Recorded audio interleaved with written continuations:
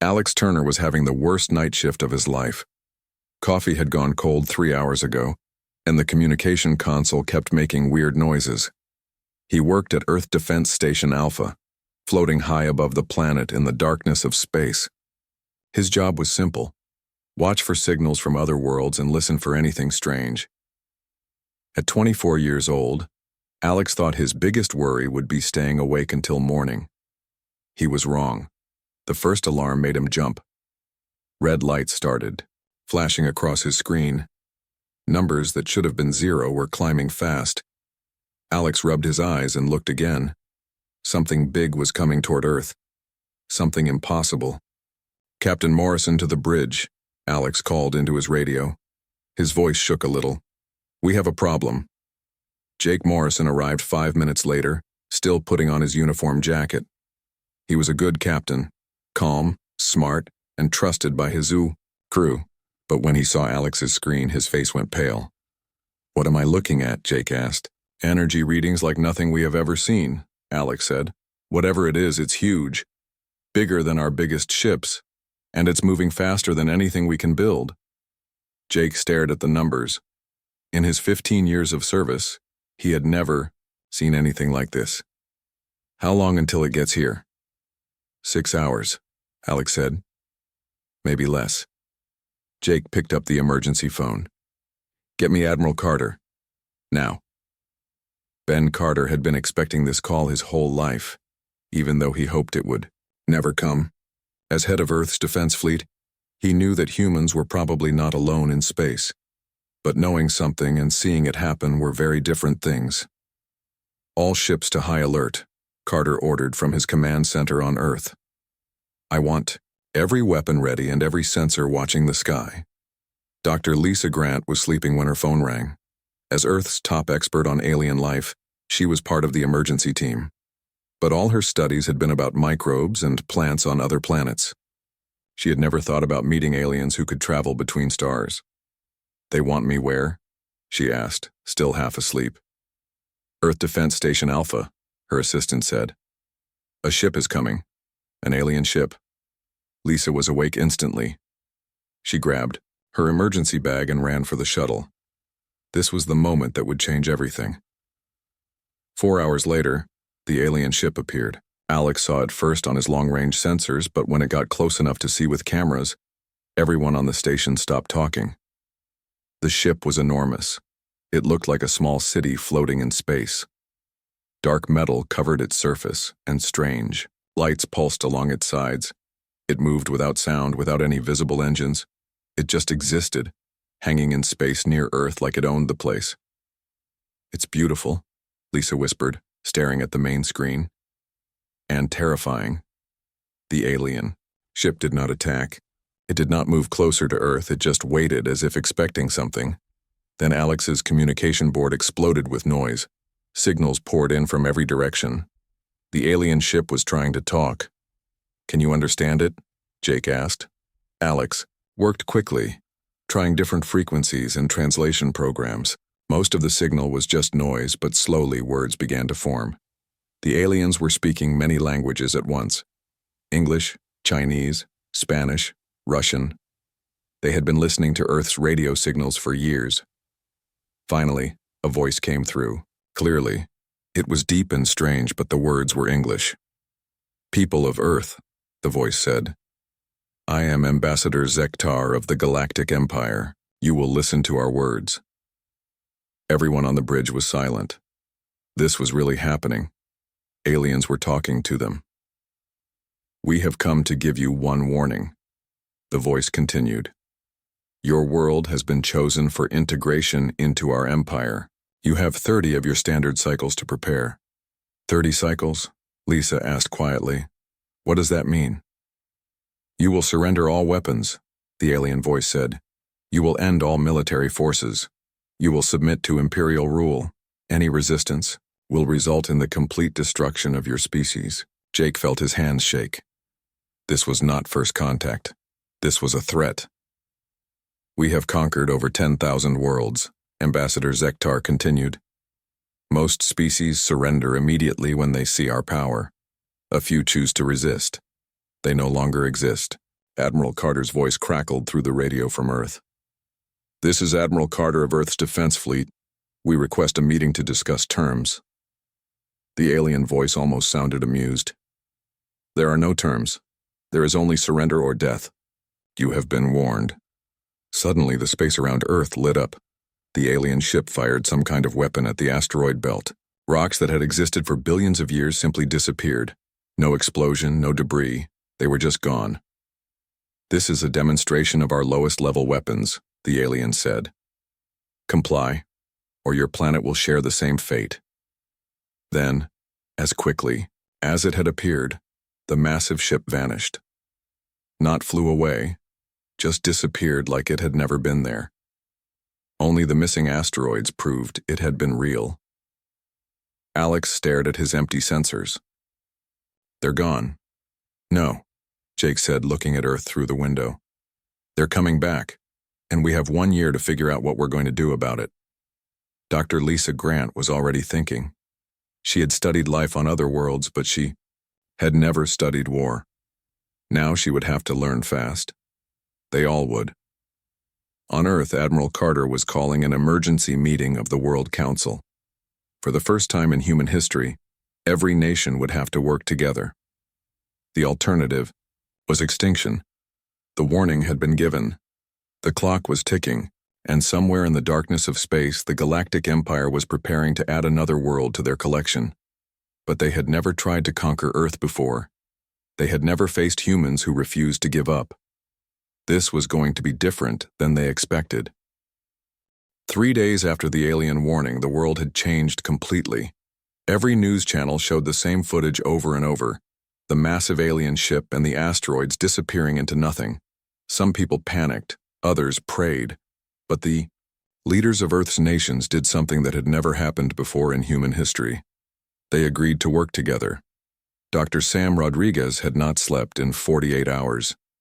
His laboratory at the Global Science Center was filled with coffee cups and scattered papers. Before the aliens came, Sam had been working on clean energy.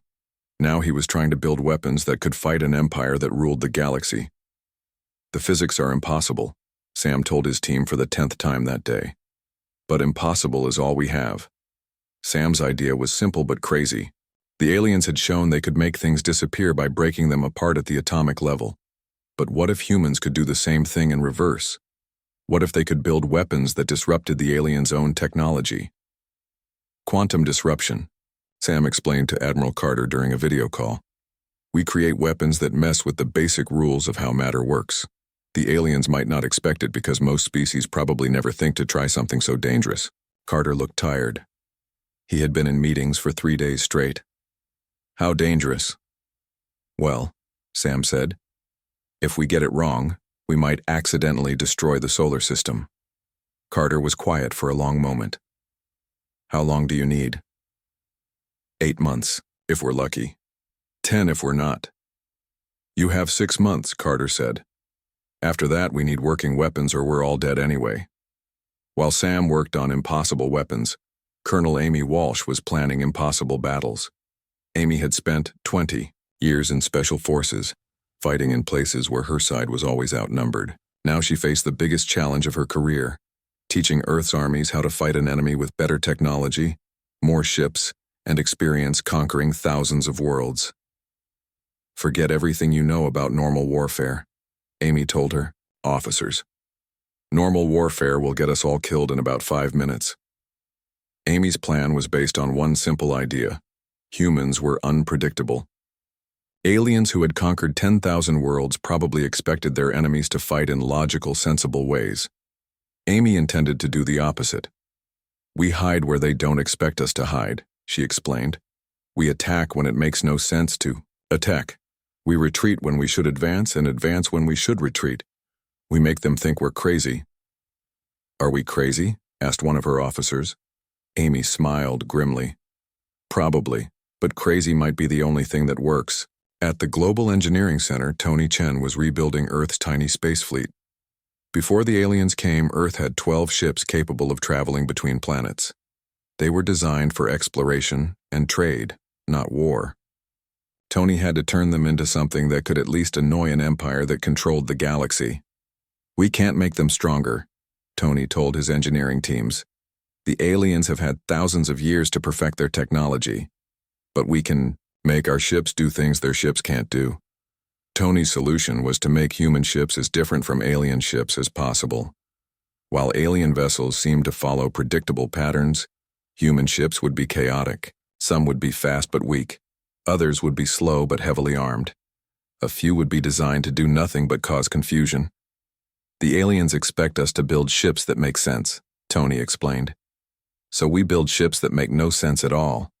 But the most important discovery came from Rachel Stone, a young intelligence analyst who spent her days studying the fragments the alien scout ship had left behind. While everyone else was trying to build weapons, Rachel was trying to understand how the enemy thought. "They're not gods," Rachel announced during a briefing that made everyone stop talking. "They're just very old and very set in their ways." Rachel had found something amazing in the alien technology. The Empire's weapons and computers were incredibly advanced, but they all worked in exactly the same way. Every ship had the same design patterns. Every weapon used the same energy frequencies. Every computer followed the same logical processes. "They've been winning for so long that they stopped innovating," Rachel explained.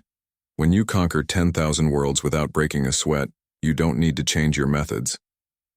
This gave Earth something it desperately needed: hope. If the Empire's technology was predictable, maybe it could be countered. Dr. Lisa Grant had given up trying to establish peaceful contact. The aliens had made their position clear: surrender or die. Instead, Lisa was studying everything Earth knew about the Empire from their brief communication. What she found was disturbing. "They're not evil," Lisa told Admiral Carter. "They're just completely indifferent to other forms of life. To them, conquering Earth is like humans cutting down a forest to build a road. They don't hate the trees. They just don't care about them." This understanding changed how Earth prepared for war. They were not fighting an enemy that hated them. They were fighting an enemy that saw them as nothing more than an obstacle to be removed. Halfway through the year, smaller alien ships began appearing around Earth. They did not attack or communicate. They just watched. Captain Jake Morrison led several missions to observe these scout ships, and what he learned was encouraging. "They're confused," Jake reported after his third reconnaissance flight. "Their computers keep scanning us, like they're trying to figure out what we're doing. Most species they conquer either surrender immediately or make some kind of formal military response. We're doing neither." The alien scouts seemed particularly puzzled by human preparations. Earth's defenses did not follow any logical pattern. Weapons were being built in random locations.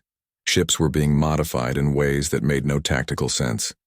Military units were training for scenarios that violated basic strategic principles. "We're not acting like any enemy they've faced before," Jake continued, "and I think that scares them a little." As the months passed, something unexpected happened to humanity. Instead of falling apart under pressure, people came together. Nations that had been enemies for centuries began sharing technology and resources. Scientists who had spent their careers competing with each other started working as teams. Military officers from different countries planned joint operations without arguing about who was in charge. "Fear can destroy you," Amy Walsh told her troops during a training exercise. "But it can also make you stronger than you ever thought possible. The aliens are counting on fear to make us weak. Instead, we're going to use it to make us dangerous." The preparations were desperate and chaotic, and probably hopeless. Earth's weapons were untested. Their strategies were insane. Their ships were held together with hope and stubbornness. But for the first time in a year, people began to believe they might have a chance. The Empire had given Earth 1 year to surrender. As that year drew to a close, humanity had built something the Empire had never encountered before. An enemy that refused to be reasonable. An enemy that planned to fight a war that followed no rules the Empire understood. The aliens were about to learn something new about the galaxy. Some species could not be conquered. Some worlds were too stubborn to submit. And sometimes, the most dangerous enemy was the one that had nothing left to lose. The warning period was almost over. Soon, the real war would begin. The year was over. Earth's time had run out. Fleet Commander Vex High arrived with 400 warships, each one larger than Earth's biggest city. He had conquered 51 worlds in his long career, and every conquest had followed the same pattern. Show overwhelming force, demand surrender, crush any resistance quickly and move on to the next target. Vex High expected this conquest to take 3 days at most. His intelligence report said humans were a young species with primitive technology. They had been given a full year to prepare, but what could primitives accomplish in such a short time? He was about to find out. Steve Parker was 26 years old and had been flying spacecraft for only 2 years. Before the alien warning, he had piloted cargo ships between Earth and Mars. Now he sat in the cockpit of a fighter that had been built in 6 months using technology nobody fully understood. This is insane, Steve muttered to himself as he watched the alien fleet approach. There were so many enemy ships that they blocked out the stars. Steve's squadron had 12 fighters. The aliens had 400 massive warships. All fighters. "This is Admiral Carter," came the voice over the radio. "Remember, we're not trying to win this battle. We're trying to learn how they fight. Stay alive, gather information, and get out." Steve looked at his weapons display. Dr. Sam Rodriguez had managed to build 12 quantum disruption torpedoes. Nobody knew if they would work. Steve was about to find out. The first battle began near the moon. Fleet Commander Vex High sent a single cruiser to destroy the human fighters. It should have been like stepping on insects. Steve's squadron attacked, using Colonel Amy Walsh's new tactics. Instead of flying in formation like sensible pilots, they scattered in all directions. Instead of targeting the cruiser's weapons, they aimed for random spots on the hull. Instead of retreating when damaged, they flew closer to the enemy ship. The alien cruiser's computers could not predict what the humans would do next because what they did made no tactical sense. "Target the engine," Steve called to his wingman. "We're not supposed to target the engine," came the reply. "Exactly," Steve said, and fired his quantum torpedo at the alien cruiser's power core. The torpedo hit and something impossible happened. Part of the alien ship simply stopped existing, not destroyed, not damaged, just gone, like it had been erased from reality. Fleet Commander Vex High stared at his tactical display in confusion. One of his cruisers was reporting damage that should not be possible. Human weapons had somehow affected Imperial technology. "How?" Vex High asked his science officer. "Unknown, Commander. Their weapons operate on principles our computers do not recognize." This had never happened before in any of Vex High's 51 conquests. The battle continued for 3 hours.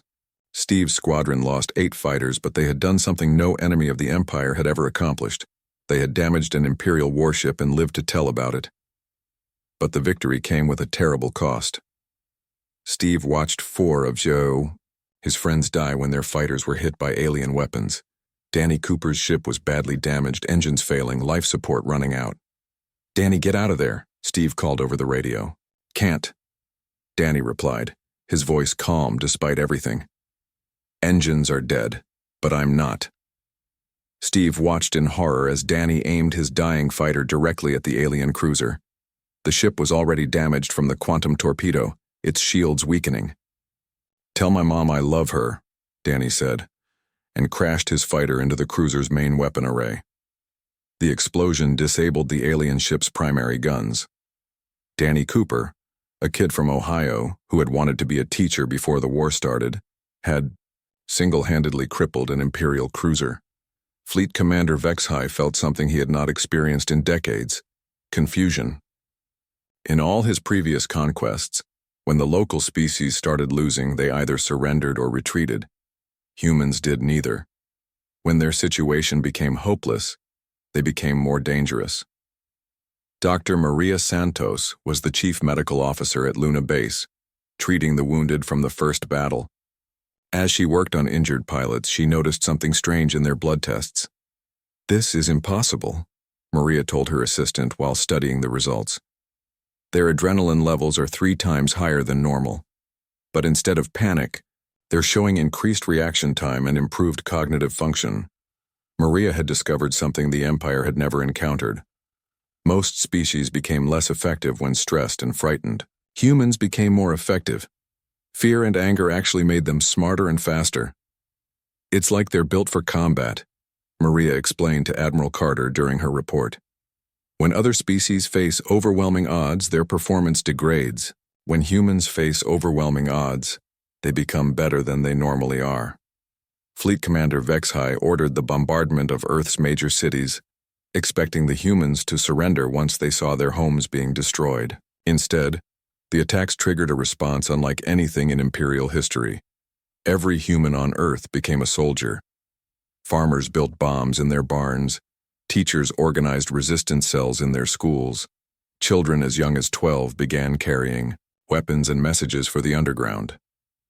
This is not normal behavior, Vexhide told his staff officers. Most species protect their civilians. These humans are turning their civilians into combatants. Captain Jake Morrison led a desperate mission to capture intelligence from an Imperial supply ship. Using tactics that violated every rule of space combat, his team managed to board an alien vessel, something that had never happened in Imperial history. "How did they get through our shields?" the alien captain asked as Jake's soldiers secured the ship. "We didn't go through them," Jake replied. "We went around them, over them, and under them all at the same time." The captured alien technology gave Earth scientists their first close look at Imperial equipment. What they found was encouraging. The Empire's weapons and computers were incredibly advanced, but also incredibly predictable. They followed the same patterns on every ship, used the same frequencies, operated on the same principles. "They're powerful," Rachel Stone reported after, studying the captured technology, "but they're not creative. Every Imperial ship we've scanned uses identical systems. If we can find a way to disrupt one ship, we can disrupt all of them." Meanwhile, resistance fighters led by former teacher Peter Brooks were making the Imperial occupation forces miserable. Humans hid in sewers, abandoned buildings, and underground tunnels. They struck without warning and disappeared before the aliens could respond. "Where are they going?" demanded an Imperial ground commander after another failed attempt to capture human resistance fighters. "Unknown," his lieutenant replied. "They seem to vanish into the civilian population. We cannot tell the difference between combatants and non-combatants." "Then treat them all as combatants," the commander ordered. This was a mistake. When the Empire began targeting human civilians, every civilian became a target who fought back. Fleet Commander Vexhai found himself requesting something that had never been necessary in his previous 51 conquests: reinforcements. The humans were not stronger than his forces, but they were so unpredictable that fighting them was like trying to battle a hurricane. "Status report," Vexhai ordered during a command meeting. 17 ships damaged, 3 captured, 46 ground. "Installations under constant attack," his aide replied. "Estimated time to complete conquest: unknown." For the first time in his career, Fleet Commander Vexhai could not estimate when a battle would end. Human resistance was not weakening over time. It was getting stronger. Reports began spreading through the Imperial fleet about human fighters who refused to retreat, human soldiers who fought harder when wounded, and human civilians who chose death over surrender.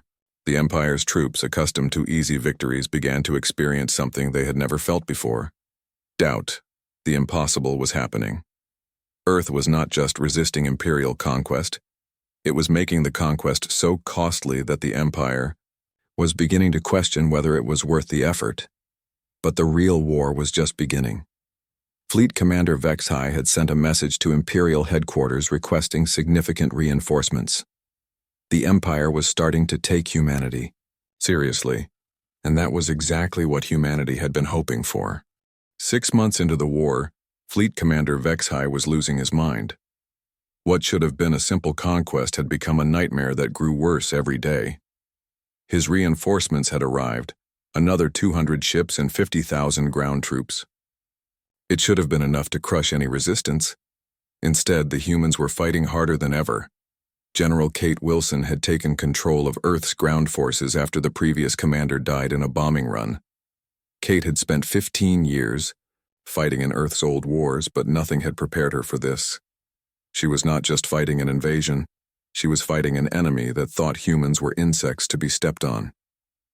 They still don't understand us, Kate told her officers during a briefing in an abandoned subway tunnel beneath New York.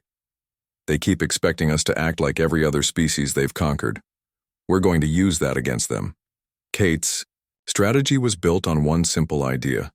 Humans were at their most dangerous when they had nothing left to lose. So she made sure her soldiers always felt like they had nothing left to lose. Every battle is the last battle, she told her troops. Every fight is for everything that matters. Fight like your children's lives depend on it because they do. The Imperial ground forces could not understand why human soldiers fought so hard for positions that had no strategic value. They would spend weeks capturing a single building, only to have humans fight just as hard to take it back. It makes no sense, complained Imperial General Korth to his staff. They are wasting resources on meaningless objectives. What General Korth did not understand was that to humans, no objective was meaningless if they were willing to die for it. Meanwhile, Dr. Nick Thompson had made a breakthrough that changed everything. Nick was a mathematician who had spent his career studying chaos theory, the science of how small random events could create huge, unpredictable results. I figured it out, Nick announced during a video conference with Admiral Carter and the other commanders. The Empire's entire military system is based on predicting what their enemies will do. Their computers analyze thousands of variables and calculate the most likely enemy response. Then they prepare countermeasures. So? Admiral Carter asked. So we stop being predictable, Nick said with a grin. We use pure randomness. We make military decisions by flipping coins, rolling dice, and drawing names from hats. Their computers can't predict true randomness. It sounded insane, but insane was what had been working for humanity so far. Nick's chaos theory tactics were first tested during the Battle of Luna City. Instead of planning a careful military operation, the human commanders literally drew their battle plan from a hat containing dozens of different strategies. Some made sense, some were completely ridiculous. The Imperial fleet defending Luna City had prepared for 17 different possible human attacks based on their computer predictions. The humans launched attack number 18, one that no computer would ever suggest because it violated basic military logic. It worked perfectly. Lucy Hayes had been Earth's top communications expert before the war. Now she spent her days listening to Imperial radio traffic, trying to understand how the enemy thought. What she discovered changed the entire war. They're scared, Lucy announced during a meeting of Earth's top commanders. Not of losing, they still think they're going to win. They're scared of how long it's taking. Lucy had intercepted messages between Imperial commanders and their home base. The Empire was used to conquering planets in days or weeks. Earth had been resisting for months, and the resistance was getting stronger, not weaker. Their entire system depends on quick victories, Lucy explained. Long wars are something they've never had to deal with. Their supply lines aren't built for extended conflicts. Their soldiers aren't trained for prolonged resistance. Their commanders don't know how to fight an enemy that refuses to give up. This intelligence gave Earth a new strategy. Instead of trying to win individual battles, they would focus on making the war last as long as possible. Every day, the Empire spent fighting Earth was a day they were not conquering other worlds. Peter Brooks had been a high school history teacher before the invasion. Now he led one of the most effective resistance cells in North America. Peter's group specialized in psychological warfare, attacks designed to damage Imperial morale rather than Imperial equipment. We're not trying to kill them, Peter explained to his fighters. We're trying to make them afraid. Fear is more powerful than any weapon. Peter's cell had developed tactics that were specifically designed to confuse and terrify Imperial troops. They would attack at random times using random methods. Sometimes they used bombs. Sometimes they used captured alien weapons. Sometimes they used nothing but loud noises and bright lights. The Imperial soldiers never knew what to expect. This uncertainty began to affect their performance and decision-making. The turning point came when Captain Jake Morrison led a raid on the Imperial flagship itself. The mission was supposed to be impossible. Board the most heavily defended ship in the Imperial fleet and capture Fleet Commander Vexhai alive. This is suicide, one of Jake's officers pointed out during the mission briefing. Probably, Jake, Agreed. But if we can capture their commander, we can learn how their entire fleet operates. Sometimes suicide missions are the only ones worth attempting. Jake's assault team used every trick humanity had learned during months of desperate fighting. They approached the flagship using a captured Imperial shuttle, disguised themselves as aliens using stolen uniforms, and infiltrated the ship during a shift change when security was distracted. The plan should never have worked. Imperial security was designed to stop any conceivable infiltration attempt. But Jake's team was not doing anything conceivable. They were doing something so stupid that the Imperial computers had never been programmed to watch for it. They walked through the front door. Fleet Commander HFY was in his command center when human soldiers suddenly appeared from nowhere. His guards were stunned into inaction. How could primitive humans be standing in the most secure location in the Imperial fleet? "You're coming with us," Jake told HFY while his team secured the bridge.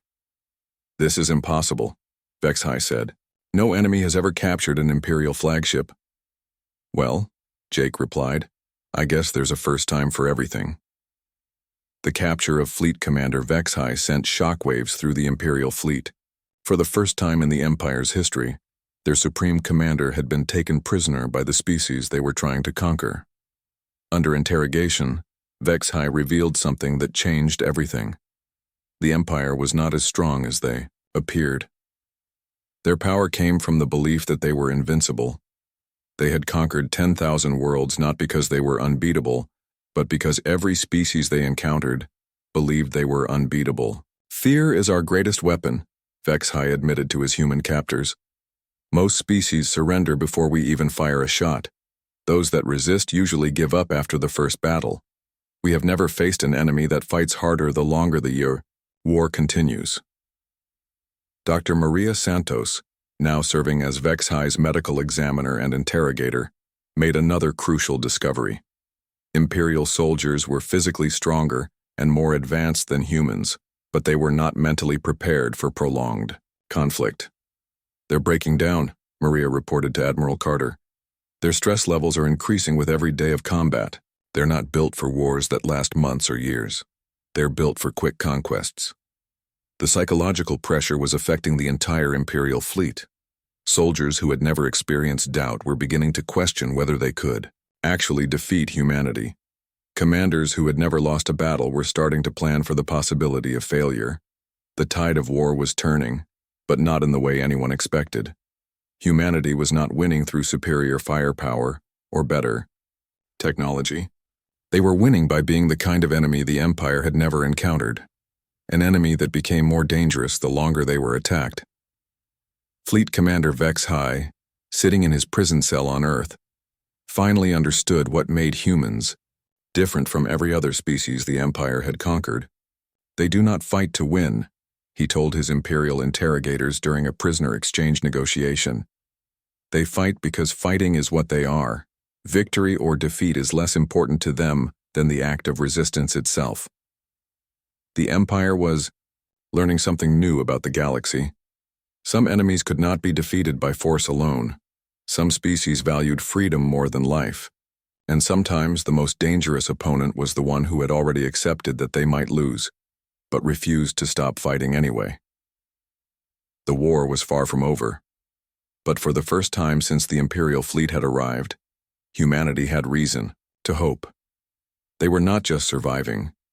They were changing the nature of the conflict itself. The Empire had come to conquer Earth. Instead, Earth was teaching the Empire something it had never learned in 10,000 previous conquests. How to be afraid. Admiral Susan Blake had never wanted to be in charge of anything. Before the war, she had been happy as a cargo ship captain, moving supplies between Earth's colonies. Now she commanded humanity's entire space fleet, and the fate of her species rested on decisions she had to make every day. Susan had taken command after Admiral Carter died leading a desperate attack on an Imperial supply convoy. His last message had been simple: keep fighting. Make them remember us. "Status report," Susan asked during the morning briefing aboard her flagship, the rebuilt Earth vessel Defiance. "We have 43 operational ships," reported Commander Scott Davis, her second in command. The Empire has approximately 400 remaining vessels. Their reinforcements from the home fleet will arrive in 6 days. Susan nodded. The numbers looked impossible, but numbers had been impossible for over a year now. Humanity had survived this long by making the impossible seem normal. Dr. Rich Anderson was the newest member of Susan's command team. Rich was a psychologist who had spent the war studying alien behavior patterns. What he had learned was giving humanity its best chance at final victory. "The Empire is breaking," Rich announced to the assembled commanders. "Not militarily, they still have more ships and weapons than us. They're breaking psychologically." Rich explained what he had discovered through months of studying captured Imperial communications and prisoners. The Galactic Empire had built their entire civilization on the myth of their own invincibility. They had conquered so many worlds so easily that they believed they could not be defeated. "Losing is not something they know how to do," Rich continued. "Their entire culture, their military doctrine, their government structure, everything depends on the belief that the Empire always wins. We've shattered that belief." This gave Susan an idea that was so crazy it might actually work. Emma Foster was 22 years old and fresh out of the military academy. She should have been commanding a small patrol ship, but the war had killed so many experienced officers that Emma found herself as a strategic planner for humanity's final battle. "What if we don't try to beat them?" Emma suggested during a strategy meeting. "What if we try to make them beat themselves?" The other commanders stared at her. Emma continued, her voice gaining confidence. "Every battle we've won has been because we did something they didn't expect. What if we do something so unexpected that their own fears do more damage than our weapons?" Emma's plan was brilliant in its simplicity. Instead of attacking the Imperial fleet directly, humanity would stage the largest, most chaotic, most unpredictable assault in military history. They would attack everything and nothing, everywhere and nowhere, all at the same time. Organized chaos, Emma called it. "We make them think we're capable of anything, so they start seeing threats where none exist." Commander Scott Davis would lead the space battle, but his job was not to destroy the Imperial fleet. His job was to confuse it so completely that the aliens would start making mistakes. "We split our forces into 20 different groups," Scott explained to his pilots. "Each group attacks a different target using different tactics. Some attacks will be real. Some will be decoys. Some will be so strange that the enemy won't know what we're trying to accomplish." The final battle began at dawn on Earth's eastern coast. Scott's forces attacked simultaneously at 17 different locations across the solar system. Imperial defensive computers designed to track logical military objectives could not determine what the humans were actually trying to achieve. Some human ships attacked empty space where no Imperial vessels were located. Others launched weapons at Imperial ships but aimed to miss deliberately. A few groups did nothing but fly in random patterns while broadcasting confusing radio messages. Fleet Commander Vex High, recently exchanged back to his own forces, tried desperately to coordinate the Imperial response from his new flagship. "What are they targeting?" he demanded from his tactical officer. "Unknown, Commander. Their attack patterns make no strategic sense." "Then predict their next move." "Impossible, Commander. They appear to be acting completely at random." This was exactly what Emma Foster had planned. The Imperial fleet was so focused on trying to understand the human strategy that they were not effectively defending themselves. Meanwhile, Susan Blake led a small strike force toward the real target, the Imperial command ship where the Empire's Supreme Fleet Admiral was coordinating the defense. While the rest of the Imperial fleet was distracted by Scott's chaotic attacks, Susan's team approached the command ship using the one method that Imperial sensors could not detect. They flew straight at it with no attempt to hide. "This is insane," muttered Susan's weapons officer as they approached the massive Imperial vessel. "Insane has been working for us so far," Susan replied. The Imperial command ship's defensive systems were designed to stop sneaky infiltration attempts, surprise attacks, and coordinated assaults. They were not designed to stop someone who simply flew directly at the ship's main docking bay and asked permission to come aboard. "Imperial command ship, this is Admiral Susan Blake of the Earth Defense Fleet." Susan broadcast on all frequencies. I request immediate surrender talks with your commanding officer. The confusion this caused gave Susan's team the few seconds they needed to land their shuttle in the Imperial docking bay before anyone could stop them. Supreme Fleet Admiral Mordak had conquered more worlds than any other commander in Imperial history. He had never lost a battle, never retreated from an enemy, never even considered the possibility of defeat. When human soldiers appeared in his command center, his first reaction was not anger or fear. It was complete bewilderment. "How are you here?" Mordak asked Susan as her team secured the bridge. "We asked nicely," Susan replied. Dr. Rich Anderson had been right about Imperial psychology. When faced with something that should have been impossible, the Empire's greatest military leader simply could not process what was happening. "You cannot defeat the Empire," Mordak said, but his voice lacked conviction. "We're not trying to defeat the Empire," Susan explained. "We're trying to make the Empire defeat itself." As if to prove her point, reports began flooding in from across the Imperial fleet. Confused by the chaotic human attacks and demoralized by the capture of their supreme commander, Imperial ships were beginning to make critical errors. Some were firing on each other by mistake. Others were retreating from battles they were winning. Emma Foster's psychological warfare was working better than anyone had hoped. The end came not with a massive explosion or a climactic space battle, but with a simple conversation. Supreme Fleet Admiral Mordak, sitting in detention aboard Susan's flagship, made a recommendation that shocked everyone. "Withdraw," Mordak told the Imperial High Command during a communication session. "Classify this system as unconquerable and establish a quarantine zone." "You cannot be serious," came the reply from Imperial headquarters. "I have fought for 300 years, Mordak said quietly. "I have conquered species that could control gravity, species that could manipulate time, species that could destroy stars. But I have never fought an enemy like humanity." Mordak explained something that changed the course of galactic history. Humanity's victory was not just a military defeat for the Empire. It was proof that the Empire could be defeated. Word of humanity's resistance was already spreading to other conquered worlds. "If we continue this war, we risk losing more than one system," Mordak warned. "We risk losing the fear that holds our empire together." The Imperial fleet withdrew from Earth's solar system 3 days later. It was the first time in the Empire's 10,000-year history that they had retreated from a conquest. But humanity's victory went far beyond saving Earth. Within months, rebellions broke out on dozens of Imperial worlds. Species that had been slaves for centuries began fighting for their freedom, inspired by the impossible human victory.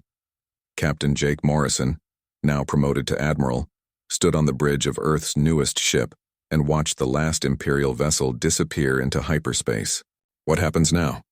asked his communications officer, Alex Turner, who had been promoted after surviving the entire war. "Now we help," Jake replied. "There are 10,000 worlds out there that want to be free. I think it's time they learned some human tactics. The Galactic Empire still existed, but it was no longer invincible. Humanity had given the galaxy something it had never had before: hope.